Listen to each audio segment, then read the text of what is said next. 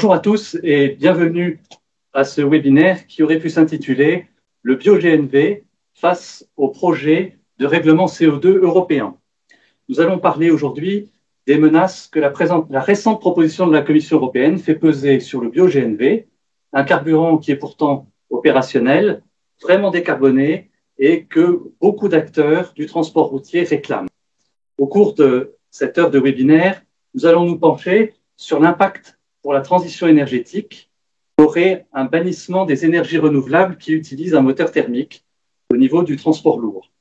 Et nous parlerons aussi, surtout, de la nécessité de se mobiliser pour préserver un mix énergétique qui inclut toutes les solutions efficaces pour se substituer au gazole, le bio-GNV, aux côtés des biocarburants liquides ainsi que de l'électricité et de l'hydrogène.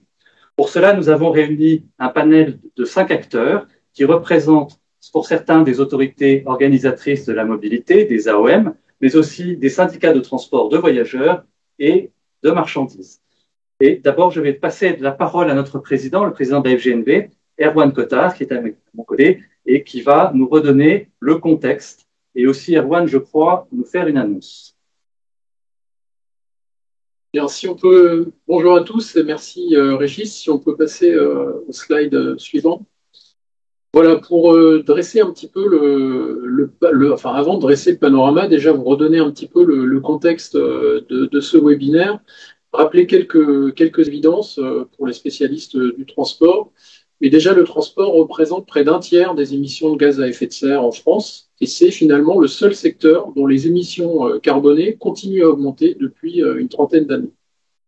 Les solutions, elles sont connues, elles ont été citées par Régis. Elles ont surtout été étudiées, évaluées de nombreuses fois par des organismes comme l'ADEME ou des cabinets comme Carbone 4 qui ont comparé les mérites respectifs de différentes solutions que sont le bio-GNV, les carburants liquides bas carbone, l'électricité ou encore l'hydrogène. Mais je pense que vous l'avez tous constaté, la maturité de ces technologies est très différente. Les CAPEX, les capitaux nécessaires pour investir dans ces formes de mobilité sont également très différents. Et finalement, un des messages majeurs que nous souhaitons passer aujourd'hui, c'est que s'il faut faire le pari sur certaines énergies en plein développement, il ne faut pas négliger pour autant les alternatives matures qui existent, comme le bio-GNV. Et on va voir lors de ce webinaire qu'il y a quelques menaces sur cette technologie, sur cette filière, et éviter finalement, devant l'incertitude qui pourrait peser sur les acteurs, un risque de ce qu'on a appelé la cubanisation, autrement dit le vieillissement du parc diesel, avec des acteurs qui finalement feraient le choix de pousser au maximum leur matériel diesel existant, que ce soit dans le transport de personnes ou le transport routier, tout simplement devant les incertitudes et le coût représenté par les alternatives.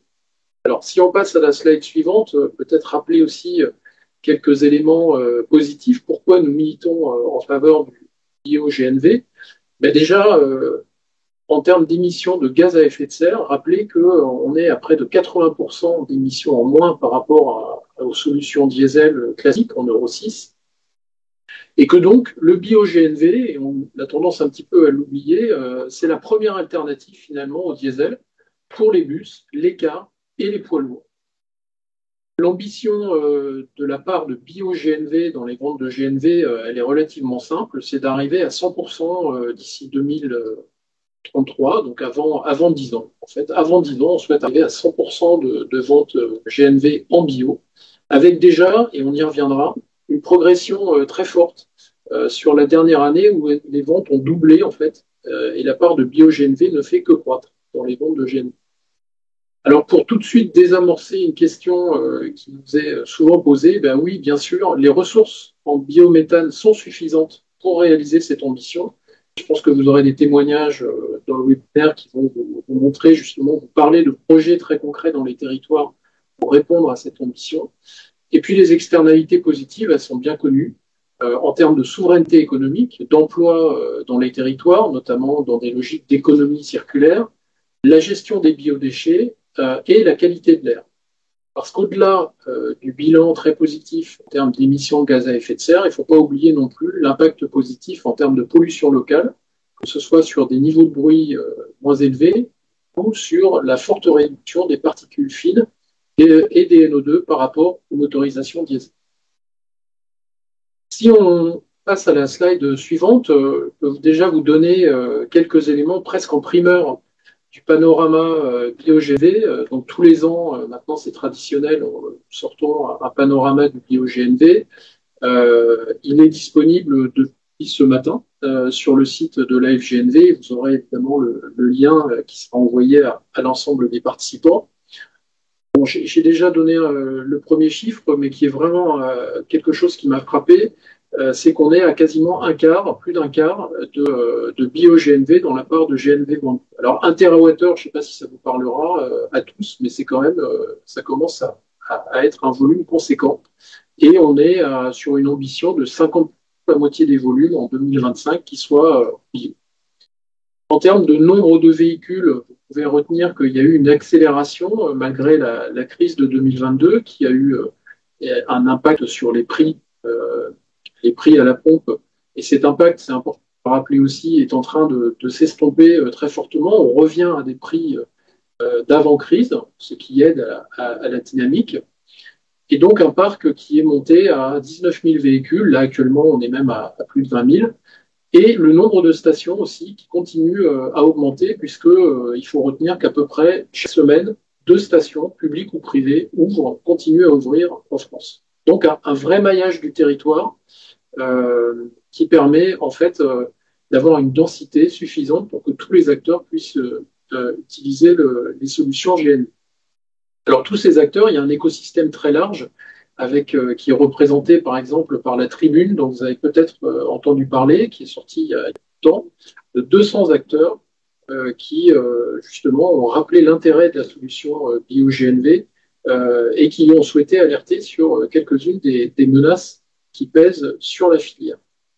Alors beaucoup de bonnes nouvelles que vous verrez dans ce panorama 2022 du bio-GNV, mais effectivement une menace majeure qui nous a poussé aussi à orienter un petit peu le webinaire pour vous informer. On a essayé de le représenter avec cette idée que voilà, le bio-GNV dans son berceau, il a déjà bien grandi en une dizaine d'années. Il y a des bonnes fées qui se penchent sur son berceau avec un écosystème très favorable et très dynamique, mais il y a une fée un petit peu plus négative, limite sorcière, qui se penche aussi sur son berceau. C'est une proposition de réglementation européenne qu'on va détailler dans le slide suivant, dont vous avez peut-être entendu parler. Donc, déjà, le premier point, et on l'a souligné, c'est une proposition. Donc, on y reviendra, mais il n'y a rien de définitif. Et justement, je pense qu'avec une mobilisation continue des acteurs, nous pouvons encore largement influencer ce processus de décision en cours. Ce qui a été retenu par la Commission européenne, c'est très simple, c'est une approche en fait au pot d'échappement, dite tailpipe approach, et non pas une analyse de cycle de vie, ce qui paraissait quand même plus scientifique et plus objectif. Il en ressort que seule l'électricité et l'hydrogène sont les options en pratique qui seront retenues pour décarboner les transports lourds dans l'Union européenne.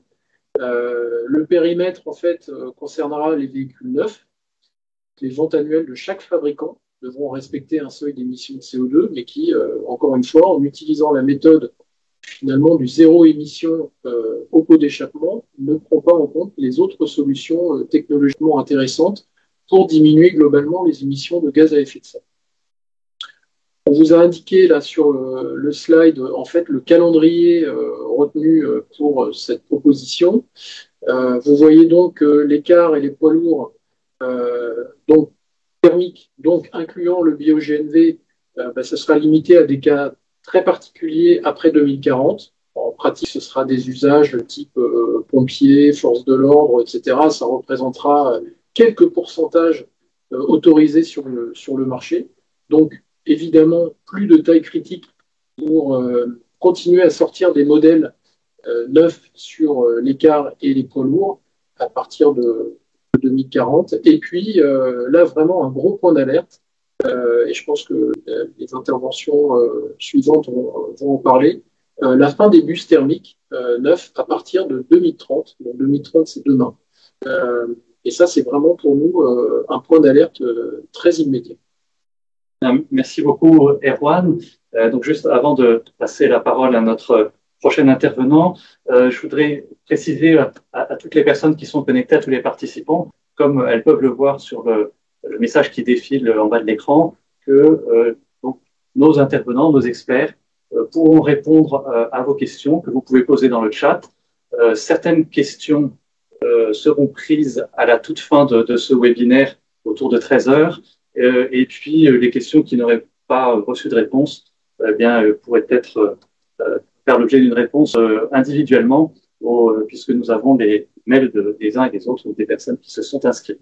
Et puis, merci Erwan d'avoir annoncé la nouvelle consistant à dire que notre panorama du BioGNV est sorti. C'est tout frais, c'est tout chaud, sorti du four, puisqu'il a été mis en ligne ce matin. Donc, tu rappelais sur le site web de la FGNV. Et là aussi, vous aurez un lien à la fin de cette conférence web qui vous permettra d'accéder à ce document qui vous donnera toutes les informations pour savoir exactement où en est notre énergie et où en est la dynamique de développement du BioGNV. Je me tourne maintenant vers Pierre Véry, qui est vice-président de Grenoble-Alpes Métropole et en charge de 3 sujets qui sont vraiment au cœur de notre webinaire, l'énergie et le climat. Bonjour Pierre, est-ce que vous pouvez nous parler de la stratégie de décarbonation de votre métropole et en particulier de la place qui tient le BioGNV? Bonjour Régis, bonjour à toutes et à tous. Merci de nous donner l'occasion de témoigner en tant que métropole de l'utilisation que nous faisons du BioGNV dans une métropole comme la métropole grenobloise. Alors, vous le savez peut-être, mais la métropole de Grenoble fut la première métropole en France à mettre en œuvre une zone à faible émission pour les véhicules utilitaires légers et les poids lourds. C'était en 2019. Elle sera suivie dès le 1er juillet par le déploiement de la ZFE tout véhicule pour les véhicules critère 5. Bon, si le sujet est sensible dans l'opinion publique, la qualité de l'air que nous respirons ne l'est pas moins dans notre agglomération. Et la ZFE VULPL a permis, depuis maintenant 3 années, une amélioration sensible de la qualité de l'air. En effet, en 2020, 2021 et 2022, la métropole est redescendue en dessous des seuils réglementaires fixés par l'Europe. Or, dans la métropole grenobloise, la circulation des véhicules de transport de marchandises représente un quart de l'ensemble des kilomètres parcourus par tous les véhicules, la moitié des émissions des oxydes d'azote, les fameux NOx, et un tiers des émissions de particules fines et 37% des gaz à effet de serre des transports. Donc l'objectif que s'est fixé la métropole dans le cadre de son plan Air, Énergie, Climat est de réduire d'ici 2026 de près de 3/4 les émissions d'oxyde d'azote et de moitié les émissions de GES liées à ces véhicules. Un autre objectif que s'est fixé la métropole dans son schéma directeur énergie, c'est la production du gaz vert. En effet, le schéma directeur énergie de la métropole comprend 2 volets dans ce domaine, le développement de la méthanisation et l'achat de l'énergie renouvelable. Alors, dans le cadre du développement de la méthanisation, nous avons 2 projets phares. La méthanisation des boues de notre station d'épuration, Aquapol, qui a une capacité d'épuration de 500 000 habitants. Nous produisons annuellement 22 gigawattheures de biométhane et nous allons prochainement méthaniser la part fermentescible des ordures ménagères qui fait l'objet d'une collecte sélective et ce sera donc en place d'ici 2025 avec une production attendue de près de 10 gigawattheures de biométhane. Et puis bien sûr l'achat de l'énergie renouvelable, comme les gisements d'énergie renouvelable sont restreints sur notre territoire, il est important que par sa politique d'achat de l'énergie, la métropole achète des énergies vertes, gaz et électricité, pour encourager la production d'énergie renouvelable en dehors de son territoire. Alors quelques chiffres sur l'utilisation du gaz, et notamment en ce qui concerne la mobilité, un sujet qui nous intéresse. Concernant les véhicules utilitaires légers et les poids lourds, la métropole dispose de 22 véhicules GNV, de 47 bennes à ordures ménagères. Et puis, concernant la consommation du gaz vert, c'est près de 4,3 MWh en 2022 avec 82% de biogaz. Le syndicat mixte des mobilités de l'aire grenobloise, le SMAG, n'est pas en reste, puisqu'actuellement 130 bus roulent au gaz le parc comprendra 180 bus en 2025, après remplacement donc des bus diesel en cours. Alors, les avantages du gaz, vous les connaissez, vous les avez rappelés, mais c'est la réduction très importante des émissions de polluants locaux, les NOx notamment et les particules, moins de vibrations, donc plus de confort pour les usagers, moins de bruit, intérêt pour les usagers et les riverains, et le biogaz constitue un carburant renouvelable et neutre en émissions de gaz à effet de serre.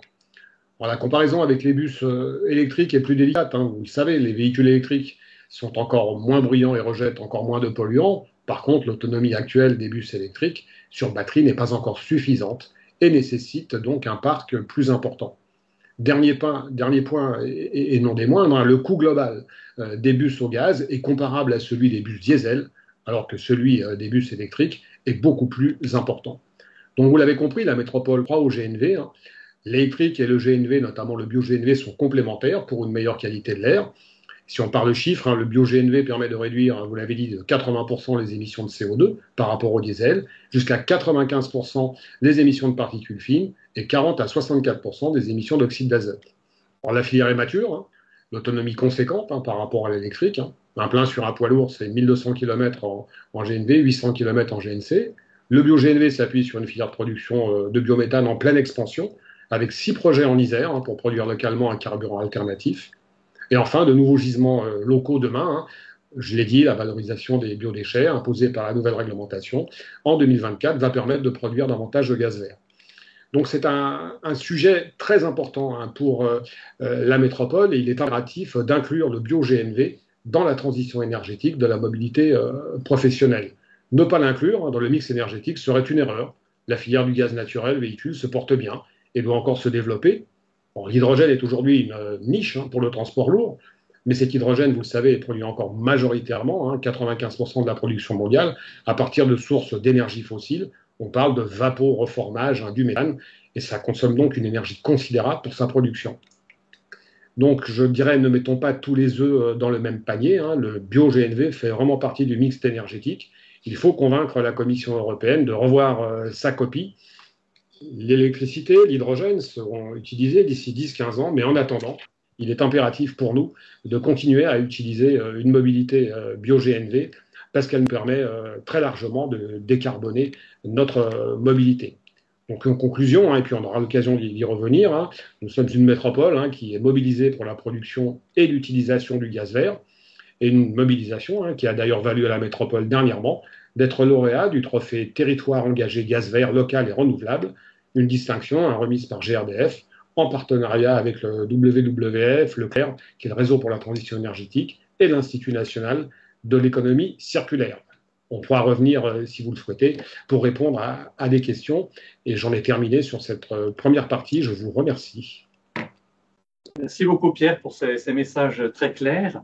Et nous avons également avec nous Dominique Ramard, qui va probablement nous permettre d'avoir une vision un petit peu complémentaire, parce que Dominique donc, est président du syndicat d'énergie des Côtes-d'Armor et également vice-président, l'un des vice-présidents de la FNCCR, la Fédération nationale des collectivités concédantes et des régies. Dominique, donc, votre terroir, votre territoire en Bretagne a recouru depuis un certain nombre d'années de façon convaincue au bio-GNV. Est-ce que vous pouvez nous faire peut-être un retour d'expérience, notamment de la mobilité au biogaz, alors en prenant en compte l'ensemble des points de vue finalement, puisqu'il y a tout un écosystème à l'œuvre, que ce soit les collectivités que vous représentez d'une certaine façon, mais également les compagnies de transport, voire les chauffeurs et utilisateurs, nous dire un petit peu quel est le degré de satisfaction finalement par rapport à cette énergie. Et puis, bon, je sais que vous allez aussi nous parler de la dimension territoriale et locale du bio-GNV. Très bien. Bonjour à tous. Bonjour à tous et à toutes. Merci de m'avoir convié à ce webinaire hein, qui est très important aussi bien pour le syndicat d'énergie des Côtes-d'Armor que je préside. Je suis également président de la SEM, Société d'économie Énergie 22, qui est l'investisseur dans nos stations gaz naturel véhicules. Et puis, je représente aussi aujourd'hui, comme vous l'avez rappelé, notre fédération, la Fédération nationale des collectivités concédantes et régies, la FNCCR. Et le président Pinta m'a demandé de la représenter parce que aujourd'hui, effectivement, la mobilisation doit être collective vis-à-vis de ce projet de réglementation concernant les émissions de CO2 pour les véhicules lourds. Et notre fédération, nos syndicats se sont mobilisés depuis plusieurs années pour le déploiement de la mobilité en bio-GNV. Donc forcément, il y a des éléments qui nous inquiètent, mais c'est aussi l'occasion pour nous de montrer notre détermination à voir cette mobilité bio-GNV se poursuivre. Alors, nos collectivités sont forcément mobilisées puisque nous sommes nous-mêmes usagers en termes de mobilité décarbonée. J'y reviendrai tout à l'heure.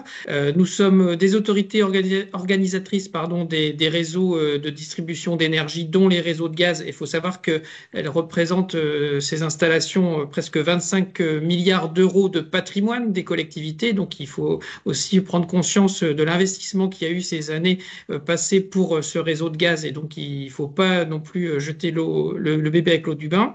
Et puis concernant aussi la mobilité, donc des collectivités sont directement en première ligne quand elles ont la compétence en termes de mobilité, mais nos syndicats sont intervenus via leur société d'économie mixte pour un déploiement de réseaux de stations. Et donc je vais pouvoir en donner quelques détails concernant notamment la Bretagne. Mais tout d'abord, vous avez bien fait de parler d'écosystème, parce que pour ce qui concerne nos territoires, notamment en Bretagne, on passe de l'Est, de l'Isère jusqu'aux Côtes d'Armor, pour montrer aussi que tous les territoires sont concernés par la question du biogaz et de l'usage du biogaz dans la mobilité. Et je voulais d'abord rappeler la façon dont un département comme le mien, au niveau des Côtes d'Armor, département bien connu pour sa production agricole, aujourd'hui a besoin de se mobiliser pour le déploiement d'installations de production de biogaz. J'ai prévu une petite diapo que vous avez à l'écran qui montre bien qu'aujourd'hui, les collectivités, les agriculteurs sont mobilisés pour la production de ce biogaz local, donc pour sortir des énergies fossiles. Nous pouvons relocaliser la production de notre énergie et notamment par la production de biogaz. On a aujourd'hui en Côte d'Armor, je vais prendre l'exemple du syndicat de traitement des déchets qui est situé sur la région de Lannion et de Guingamp.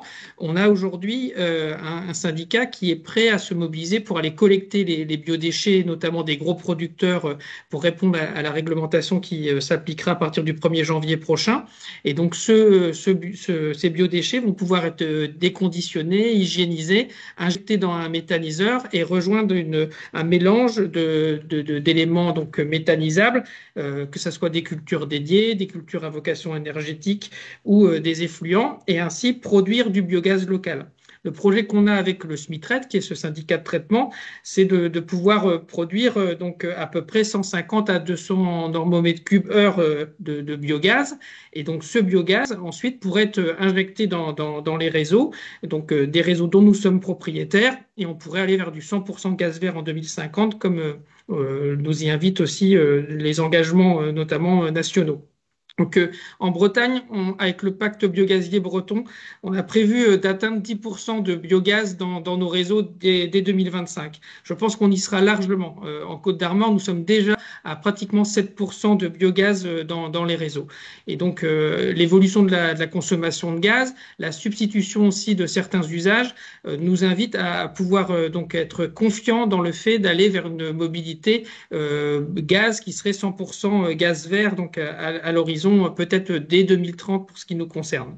Et donc notre objectif, c'est de vraiment travailler sur cette économie circulaire locale qui nous permet en fait de vraiment démontrer qu'on peut valoriser des ressources de nos territoires, que ce soit les biodéchets, les produits d'origine agricole, les méthaniser, injecter ce biogaz dans le territoire et ensuite acheminer ce gaz vers les stations gaz naturel véhicules ou vers les autres usages du gaz. Bien sûr, notre économie circulaire, elle prévoit aussi d'être vertueuse sur le plan du respect des sols et donc du retour à la terre du digestat issu de la méthanisation. Mais venons-en vraiment au sujet du jour, c'est nos stations gaz naturel véhicules. L'investissement des collectivités a été conséquent ces dernières années. Tout à l'heure, le président de la FGNV rappelait les 305 points d'avitaillement publics qui existent aujourd'hui en France. Pour ce qui concerne la Bretagne, on a créé une société qui s'appelle Bretagne Mobilité GNV avec les 4 sociétés d'économie bretonnes. Et donc, on a ensuite des structures départementales qui portent ces stations avec un investissement assez conséquent. Il faut compter 1,5 million à 1,8 million par station.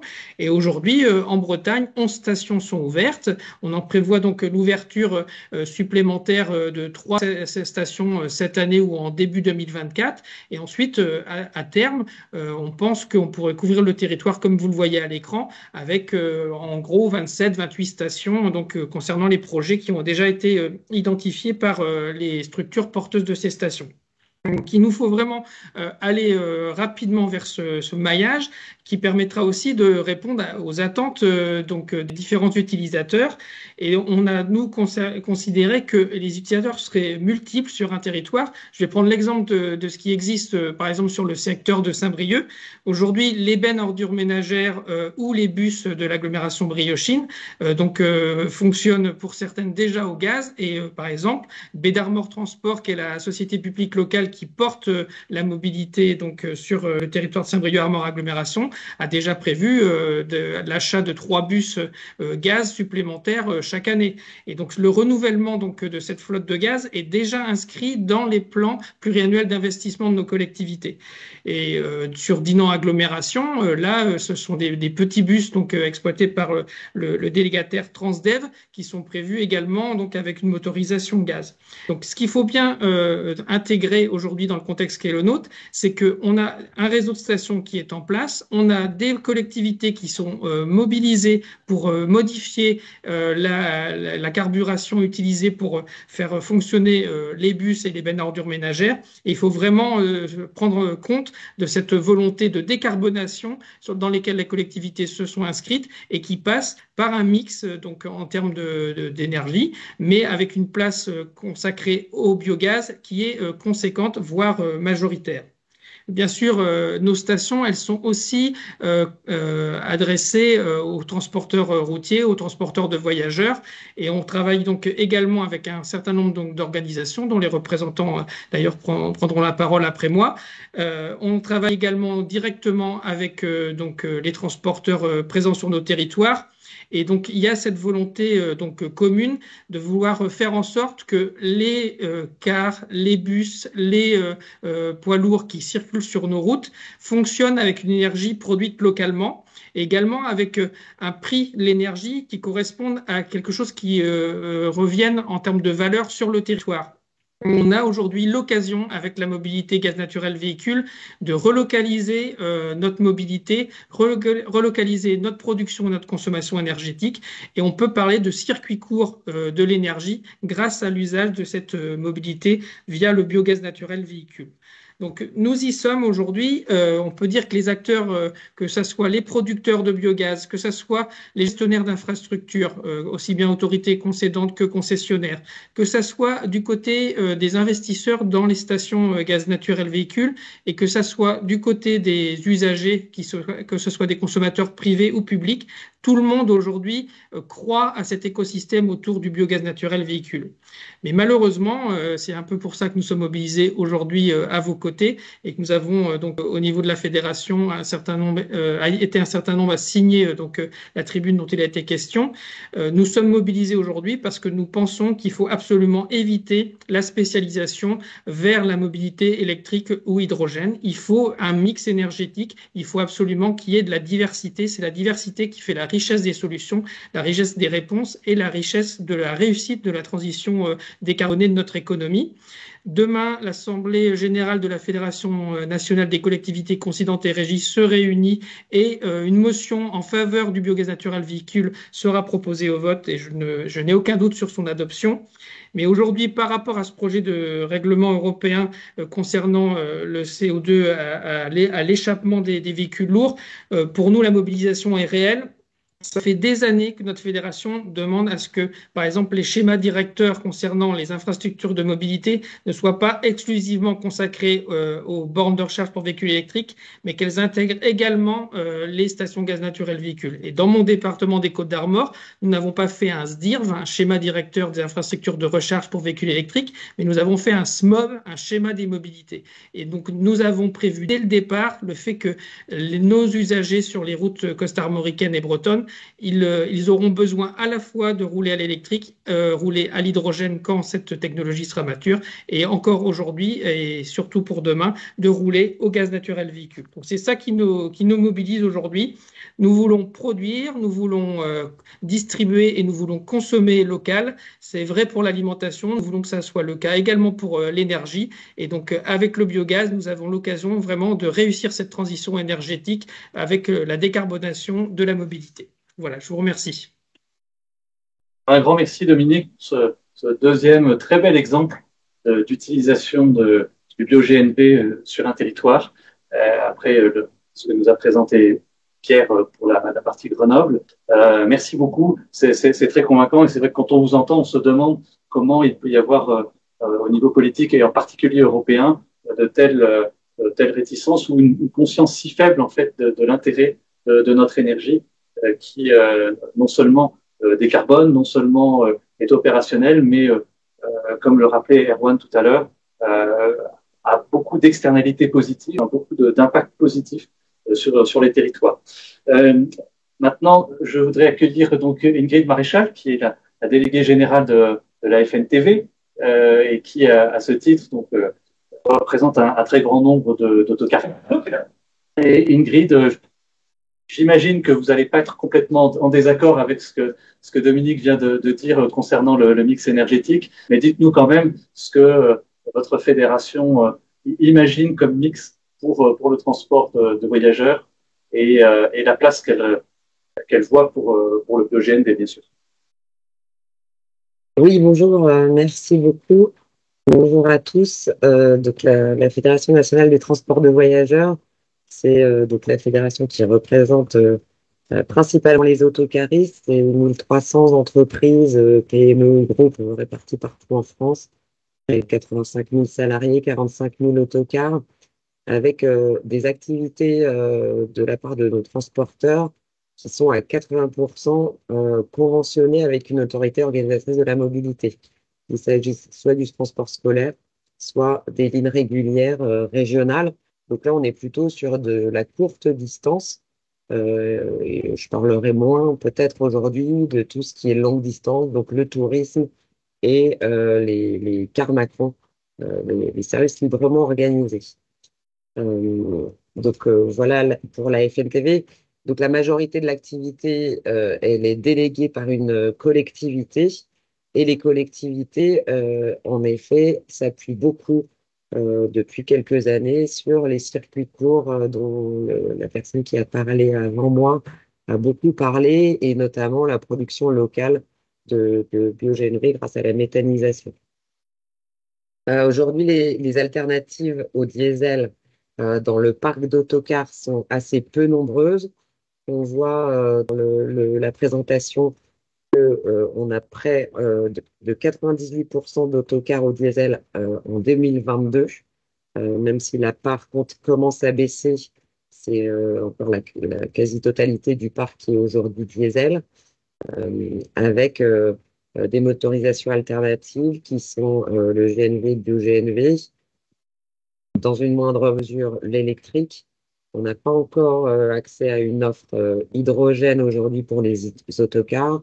En revanche, on s'appuie déjà beaucoup sur les carburants liquides bas de carbone et la filière du rétrofit, c'est-à-dire la conversion des moteurs des autocars, est en train d'opérer une accélération importante en ce moment, notamment avec la première homologation des conversions de moteurs gazole en moteurs électriques. Donc, on a un mix énergétique qui est très important pour nos différentes activités, puisque selon les usages, on va avoir besoin de plus ou moins d'autonomie. On a vu jusqu'à présent que la filière gaz est celle qui s'est développée en premier dans les alternatives au diesel dans notre secteur des autocars. D'une part parce que le coût total de possession est assez proche du diesel, même s'il est un peu plus élevé. Les conditions d'exploitation se rapprochent du diesel, même s'il y a quelques changements. En tout cas, c'est la motorisation alternative qui est la plus proche de nos usages actuels et des conditions d'exploitation actuelles et des coûts actuels de l'environnement diesel.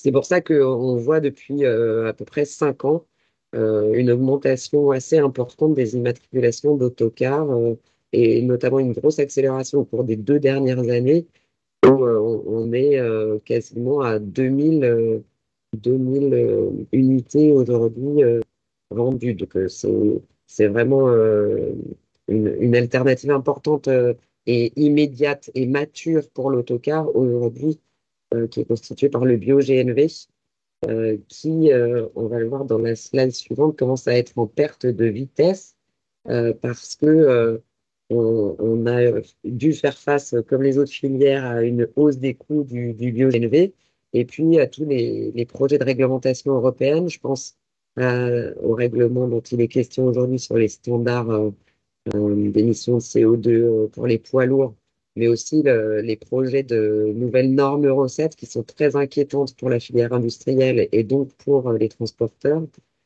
qui fragilisent la filière GNV. On a aussi une absence de soutien de l'État au GNV, notamment au cours des derniers mois, qui fait qu'il y a une confiance en l'avenir qui s'étiole dans cette énergie alternative. Et puis, donc le projet européen de tout électrique, qui fait que tout miser sur l'électrique aujourd'hui nous paraît assez dangereux, mais aussi assez irréaliste, puisqu'aujourd'hui, on a 0,2% de la flotte d'autocars qui est électrique pour les autocars. Dans le cadre de la feuille de route de décarbonation des véhicules lourds, la FNTV a présidé le groupe de travail sur le transport routier de voyageurs, où on a dû se baser sur les projections de trajectoire de la stratégie nationale bas carbone et avec des projections qui s'élevaient en 2025 à 80% d'immatriculation diesel, 10% d'immatriculation de cars électriques, 10% de GNV. Les immatriculations d'autocars aujourd'hui, ça représente à peu près 5000 véhicules par an. Et on voit dès 2022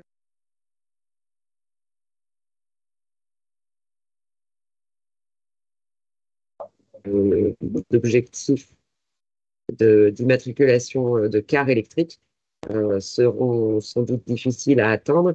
Et on voit qu'on a déjà dépassé en 2022 les projections GNV qui étaient prévues pour 2025. Donc on a des corrections qu'on a demandé à l'État sur ces projections-là. Euh, de même, à partir de 2040, on voit que la faiblesse qui est prévue dans la stratégie des immatriculations diesel à 2,5% des immatriculations ne nous paraît pas tellement réaliste, d'autant que les constructeurs nous ont prévenu qu'en deçà de 5 à 10% de parts de marché par an, ils arrêtaient totalement la production. On sait pourtant que même à long terme, on va continuer à avoir besoin de moteurs qui nous permettront de faire de la longue distance, y compris dans des pays où les bornes de recharge ou les stations d'avitaillement au gaz seront moins développées. Donc voilà pourquoi la FNTV défend beaucoup le soutien à la filière GNV et bio-GNV aujourd'hui, parce qu'on a des entreprises qui ont massivement investi dans cette technologie, qui souhaitent continuer à le faire et à pérenniser les investissements le plus longtemps possible dans cette filière en attendant la maturité de la filière. On vous entend subitement moins bien, mais je pense Du que transport. Vous la m'entendez? connexion est un peu hachée là, mais l'essentiel de votre message me semble très clair. Oui, vous pouvez peut-être en une phrase nous redire votre conclusion donc sur la nécessité de conserver les solutions alternatives au gazole qui soient opérationnelles, en particulier le bio-GNV, j'imagine. Oui, tout à fait. Alors, l'offre industrielle aujourd'hui en autocar électrique est insuffisante. Elle est uniquement en provenance d'Asie et de Chine, avec 2 marques uniquement. C'est pour ça qu'on a seulement 69 autocars immatriculés à l'électrique. On voit que malgré les aides du gouvernement aux véhicules électriques, ces immatriculations électriques n'ont pas décollé. En revanche, on a toujours un soutien fort au bio-GNV. On a une inquiétude forte des nouvelles réglementations qui vont contraindre les constructeurs à abandonner peut-être la filière gaz pour aller vers le tout électrique. Nous, ce qu'on dénonce aujourd'hui dans le projet de règlement sur les standards d'émission, c'est le fait que ce ne soit pas une réflexion en analyse complète du cycle de vie, mais seulement des émissions à l'échappement qui disqualifient complètement tous les biocarburants, que ce soit le bio-GNV, mais aussi les carburants liquides bas carbone qu'on utilise massivement dans notre profession. Et puis les objectifs difficiles à atteindre pour les autocars en 2040 avec un objectif de 90% de zéro émission, mais un impact très fort du 100% émission pour les bus dès 2030 qui va impacter toute la chaîne des véhicules lourds, y compris les autocars. Et donc une inquiétude très forte sur l'adoption éventuelle prochaine de cette nouvelle norme Euro 7 qui va également mettre à mal les possibilités d'investissement par les constructeurs dans des offres alternatives matures à courte échéance pour notre secteur.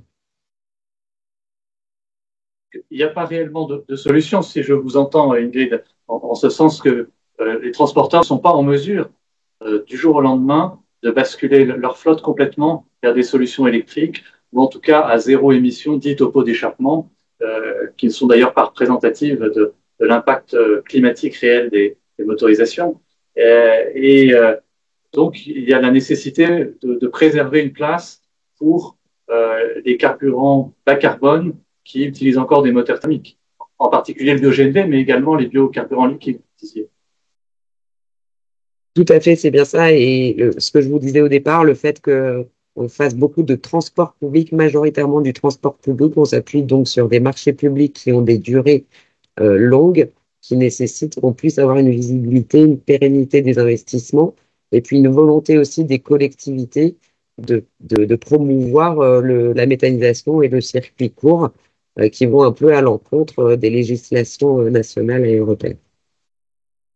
Oui, un grand merci. Les circuits courts dont nous parlait Dominique précédemment. Et je vais maintenant me tourner vers mon voisin de gauche, Jean-Marc Rivera, qui est délégué général de l'OTRE, représentant donc de la filière transport de marchandises. Et donc, Ingrid nous disait qu'elle avait été co-rapporteur, enfin vraiment au cœur du processus de la feuille de route décarbonation pour le transport de véhicules. Toi, Jean-Marc, tu l'as été pour la partie transport de marchandises.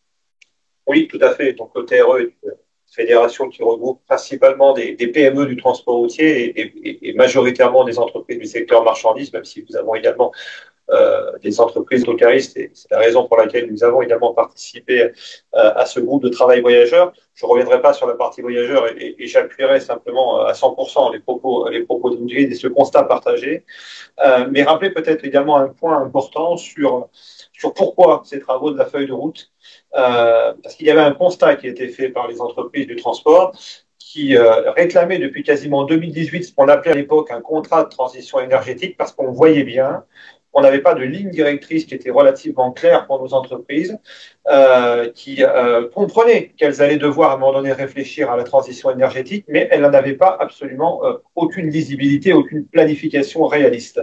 Et donc, on a appelé à un moment donné à ce que l'ensemble des acteurs qui contribuent à cette réflexion, et principalement vous les énergéticiens, qui allez fournir toutes les énergies nécessaires autres que notre diesel actuel, mais également les constructeurs, les représentants de l'État, pour avoir une réflexion commune et partagée pour créer une vision qui soit effectivement réaliste. Pourquoi ? Parce que déjà à l'époque, nous disions et nous comprenions et nous affirmions que il n'y aurait pas de transition énergétique pour les véhicules lourds sans mixte énergétique. On l'affirmait déjà depuis 2018 et on voyait bien que personne ne semblait vraiment en écho de cette question-là, parce que déjà la vision européenne tendait vers une vision très électrique, pour ne pas dire tout électrique, comme vous l'avez rappelé, tout simplement parce qu'on identifie bien la mesure à la sortie du pot d'échappement et pas sur un cycle de vie. Que tout ceci nous amenait effectivement à mettre le mix énergétique dans une situation qui était délicate. Donc on est parti sur la même base de travaux que le secteur voyageur, donc à travers les projections de la SNBC 3. Donc, et à partir de cette projection, je pense qu'on doit avoir la slide qui reprend la partie purement marchandise. Nous nous sommes posé une question relativement simple. Nous avons fait une projection à travers ce qu'on a appelé une matrice. Cette matrice a pris énergie par énergie des hypothèses de cette SNBC, a fait des projections sur ce que cela signifie en termes de volume de nouvelles immatriculations, étant rappelé qu'il y a environ 50 000 poids lourds qui sont immatriculés par an en France. Donc, ce que ça allait représenter, ces hypothèses allaient représenter en termes de nouvelles immatriculations, mais également en termes d'évolution du parc, ce que ça a impliqué pour les énergéticiens en matière de production de l'énergie et des conditions de la distribution, et puis également deux exercices plus compliqués, ce que ça représentait en gain énergétique, mais ce que ça représentait également en matière de coût d'investissement et de surcoût d'investissement. Alors, une fois qu'on a fait ces travaux, on est parti sur des conclusions qui sont relativement simples. Alors, je vais commencer par les autres énergies pour terminer pour la partie bio-GNV. Partie électrique notamment, le constat qui a été fait, c'est d'une part des constructeurs qui sont principalement concentrés sur ces énergies-là et qui nous disent que ces objectifs-là de capacité de production sont largement atteignables, voire même qu'ils peuvent aller beaucoup plus loin en termes de production de véhicules électriques répondant à l'ensemble des usages. Une filière énergie électrique qui affirme que être en totale capacité de production de l'énergie suffisante pour faire circuler les véhicules lourds, rappelant d'ailleurs qu'elle considère qu'en 2050, 5% de la part de production de l'énergie seront consacrés à pouvoir faire circuler les véhicules lourds en respectant les objectifs SNBC. Mais en revanche, un constat qui est implacable, il n'y a pour les véhicules lourds absolument aucune programmation et projection d'un quelconque réseau de distribution adapté pour les véhicules lourds.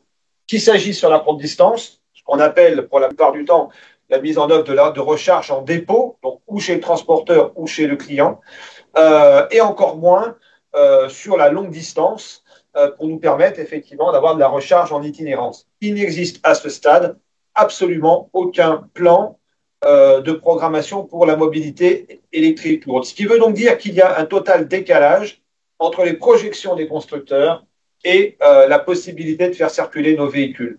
Tout ça pour dire que nous considérons que la trajectoire aujourd'hui électrique qui nous est programmée dans cette SNBC est beaucoup trop ambitieuse et qu'elle ne sera pas atteignable. Je vais passer assez rapidement sur la partie hydrogène et la partie carburant liquide bas carbone. La partie hydrogène est un secteur, on voit bien, qui n'est vraiment pas mature. Et donc, on devra parler dans des projections qui sont de temps qui sont déjà beaucoup plus éloignées. Et on voit bien déjà à travers même l'actuelle projection SNBC qu'on commence à parler de l'hydrogène à compter de 2035. Nous pensons même qu'on sera au-delà des échéances de 2040. Concernant les énergies bas carbone, ce sont déjà des énergies que nous utilisons. Pourquoi? Parce qu'ils sont tout à fait adaptés actuellement aux véhicules qui circulent. Nous sommes dans des cas d'usage qui sont relativement proches. Mais il y a deux difficultés majeures pour cette filière. C'est à la fois également le réseau de distribution, qui est un réseau de distribution privatif à la cuve, qui n'est pas accessible en station-service et à la pompe. Et puis d'autre part, très clairement, ce qu'on appelle, nous, les conflits d'usage, c'est en matière de production de cette énergie, à qui elle doit être destinée. Est-ce qu'il y a une part qui sera destinée à la route ou est-ce qu'il y a une part prépondérante qui sera destinée à d'autres moyens de transport, et je pense notamment à l'aérien? C'est tout le combat qu'aura cette filière pour quand même maintenir une énergie, enfin ce type de carburant sur nos véhicules. Et on en arrive effectivement à la filière maintenant gaz. Très clairement, aujourd'hui, la filière gaz, c'est la filière qui est la plus en place dans le monde du poids lourd. Il y a environ 10 000 aujourd'hui poids lourds qui circulent déjà en énergie gaz. Vous avez évoqué, Président, la situation des points de développement avec les 305 réseaux. On était à un petit peu moins de 280, je crois, en 2022, avec un véritable plan de développement de ces stations là, il y a une programmation, une projection, on a une lisibilité, on nous annonce ces fameuses 120 stations par an, un objectif de 2397, si le chiffre est exact, à échéance de 2040. Donc, on voit effectivement une filière qui est en place pour produire et surtout distribuer l'énergie. Sans distribution d'énergie, le véhicule ne circule pas, on ne les achètera pas. Néanmoins, il y a pour les transporteurs une difficulté qui va se présenter à eux. Au-delà de véhicules qui sont tout à fait adaptés à leur usage parce qu'on est dans des autonomies relativement proches, donc nos cas d'usage sont aujourd'hui quasiment similaires à ce qu'on a l'habitude de faire avec un diesel, mais très clairement la faiblesse pour la filière, c'est la situation de nos constructeurs qui massivement aujourd'hui s'inscrivent, et ça a été rappelé par plusieurs acteurs, dans la production de véhicules électriques, et deux aujourd'hui restent encore assez bien inscrits sur une vision gaz, cité, parce qu'ils ont au moins et ils ont énormément défendu la filière à l'occasion de ces travaux. C'est Iveco et Scania qui restent effectivement avec des capacités de production et qui nous disent très clairement être toujours en capacité de croire et donc de produire davantage si il y avait besoin d'aller vers le gaz.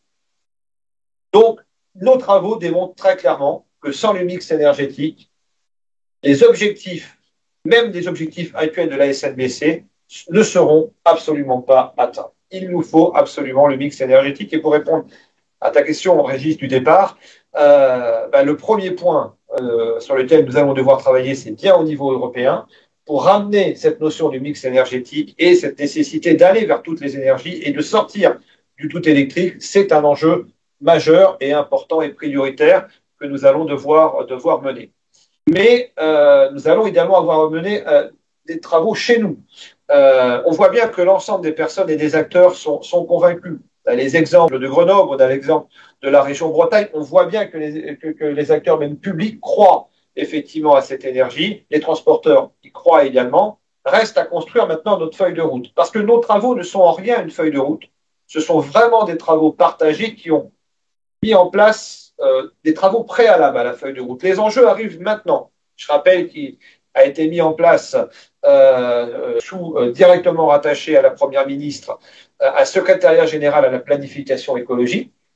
Son secrétaire général Antoine Peillon aujourd'hui nous a d'ailleurs présenté le début des réflexions et nous sommes à l'annonce d'une planification de la transition énergétique et dans un avenir relativement proche d'une révision de la SNBC. C'est fondamental. Mais attention à ce que les travaux que nous avons faits ensemble soient vraiment pris en compte dans ces révisions, dans cette planification et cette révision, et que l'on ne retourne pas dans les erreurs précédentes.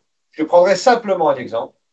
À l'occasion du dernier atelier du Conseil national de la refondation sur la partie transition énergétique des véhicules lourds, est ressorti un chiffre de 80%, de 80 000 véhicules poids lourds électriques en 2030 et un doublement de la capacité de production des véhicules lourds électriques. Ça, ce sont des projections, des hypothèses de production des constructeurs. On ne construira pas la transition énergétique sur la seule vision des constructeurs. C'est absolument fondamental de le comprendre. Voilà, Régis, sur la partie vraiment marchandise. Écoute, un grand merci Jean-Marc, c'était vigoureux et ça nous a donné vraiment une vision nationale de notre sujet. Alors je me permettrai une toute petite précision au sujet de la FGNV. La FGNV regroupe des énergéticiens bien sûr, mais l'ensemble des acteurs de l'écosystème du GNV, bio-GNV, des méthaniseurs avec l'AMF, l'Association des agriculteurs méthaniseurs de France, mais également les constructeurs, les collectivités locales, les transporteurs et les compagnies de transport public notamment.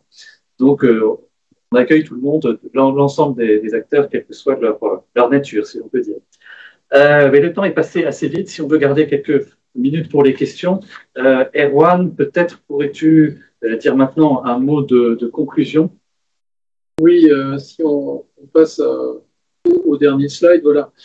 En fait, ce qu'il faut retenir, c'est que il y a cette proposition qui est une véritable menace sur la filière, vous l'aurez bien compris, mais qu'en fait, rien n'est joué. On vous redonne un petit peu j'essaye à travers les slides que vous aurez, de vous expliquer un peu les arcanes du processus de décision européen. Mais ce qu'il faut bien comprendre, c'est que pour le moment, rien n'est joué et que, au contraire, c'est le moment de la mobilisation très forte. Alors, sur d'autres sujets européens aussi, hein, on a parlé de recettes, voilà, il y a tout un ensemble de sujets au niveau européen et français qui méritent une mobilisation particulière de la filière. Et celui-là est vraiment à mettre en avant, est vraiment clé, en passant le message très simplement, comme l'ensemble des intervenants, que la décarbonation du transport lourd nécessite un mix énergétique. Il faut prendre en compte le bio-GNV et les biocarburants plus largement, aux côtés de l'électricité et de l'hydrogène, qui sont certes des technologies prometteuses, mais qui sont encore loin d'être matures et en masse sur le marché. Et il faut donc permettre, notamment à court terme, de continuer à immatriculer des bus bio-GNV après 2030, aux côtés donc des bus élec et hydrogène.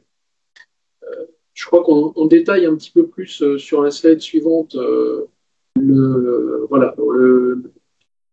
comment dire, les messages finalement qu'on voulait vous redonner. Je pense que là, c'est apparu clairement à travers les interventions à la fois des utilisateurs, des collectivités locales qui sont en amont.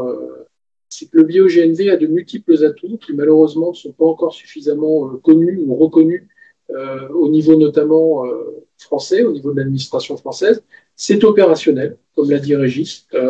Les modèles fonctionnent, sont sur la route. C'est une technologie, comme on dit, qui est sur étagère. Là, on n'est pas dans les prototypes ou dans le développement. On est clairement sur du bas carbone.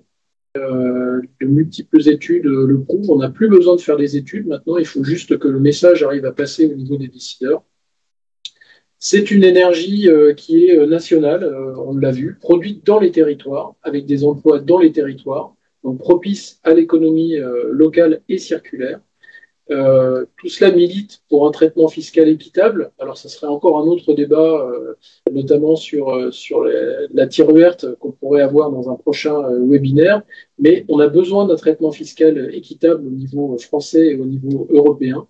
Il faut garder une taille critique pour la filière, on l'a bien compris. Les constructeurs, fort logiquement, s'ils ne voient pas d'avenir, s'ils n'ont pas de visibilité, ils arrêteront de faire des modèles et l'ensemble de la filière disparaîtra à terme. Donc là, il faut absolument continuer la dynamique actuelle et maintenir en fait des niveaux de commande suffisants et les augmenter pour répondre aux défis de la décarbonation du transport. Et clairement, vraiment, c'est le moment où on assiste. On a failli vous mettre la fameuse image de l'oncle Sam qui demande à se mobiliser, mais c'est vraiment l'idée. C'est maintenant qu'il faut se mobiliser. Le calendrier, on vous l'a indiqué, le timing est bon pour que l'ensemble de la filière, représentée par les 200 signataires de la tribune, mais bien au-delà, se mobilise et fasse passer le message auprès des élus nationaux, des élus européens et de tous les relais possibles pour influer sur le processus de décision. Et le mot final, c'est vraiment qu'on compte sur vous pour être nos ambassadeurs finalement et passer ces messages aux bonnes personnes. Merci beaucoup, Erwan. Il est 12h58, donc on a le temps essayer de répondre à quelques questions. Alors, une première question, mais justement pour toi, quelle est la position des autres pays européens dans lesquels le GNV est peut-être encore plus développé qu'en France, y compris pour les véhicules légers, et la personne cite les cas de l'Allemagne, l'Italie, les Pays-Bas et les pays scandinaves. Alors, ce qu'il faut d'abord savoir, c'est qu'il y a déjà une mobilisation au niveau européen. Il faut l'augmenter, la continuer, mais la FGNV a un équivalent au niveau européen qui s'appelle NGVA, maintenant G-Mobility, qui regroupe pareil un écosystème très large avec des constructeurs, des énergéticiens, des collectivités, etc. Donc il y a déjà une mobilisation assez forte. Il y a une mobilisation aussi des acteurs particulièrement du biogaz ou du gaz dans son ensemble. Et en fait, effectivement, il y a certains États membres qui sont un peu réticents sur la proposition, mais l'État membre qui est le plus en pointe sur le sujet, et ça a été redit justement lors de l'Assemblée générale à Rome de l'Association européenne tout récemment, c'est l'Italie. L'Italie est l'État qui finalement va le plus voir la Commission avec des contre-propositions, essaye de mobiliser le plus possible les autres acteurs au niveau du Conseil. Et c'est vraiment, je crois qu'il y a plus de 400 000 véhicules qui fonctionnent au GNV en Italie. Enfin, donc on est au-delà du transport lourd aussi sur les véhicules légers. Il y a une filière extrêmement bien implantée Et l'État italien l'a bien en tête et a vraiment identifié le bio-GNV comme un facteur majeur de décarbonation de son secteur du transport. Et ce que disait le représentant italien lors de l'AG, c'est qu'il se sentait un petit peu seul. Donc voilà, il faut qu'on pousse notamment l'État français à faire des contre-propositions aux côtés en particulier des Italiens pour influencer la Commission. Erwan, tu parlais de G-Mobility, donc l'association équivalente de la FGNV au niveau européen. Et justement, une personne demande quelles sont les stratégies d'influence déployées auprès des institutions européennes pour défendre le biogaz. Et la personne précise, la proposition de règlement ayant été publiée, elle n'est plus entre les mains de la Commission, mais actuellement discutée en interne au Parlement et au Conseil européen. Donc, tu as donné évidemment le conseil à nos partenaires de se mobiliser auprès des eurodéputés. Oui, ça commence effectivement par une mobilisation auprès des eurodéputés de chaque État.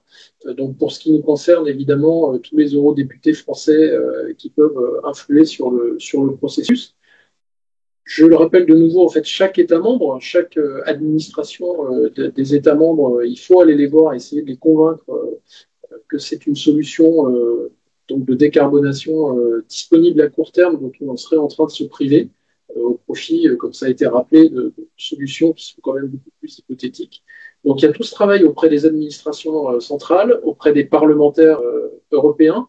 Et puis je crois que si on mobilise l'ensemble des acteurs, par exemple les collectivités locales sont représentées à Bruxelles et ont une certaine influence, je pense qu'en multipliant les canaux pour passer des messages auprès de ces décideurs, on peut arriver à modifier le cours de cette décision.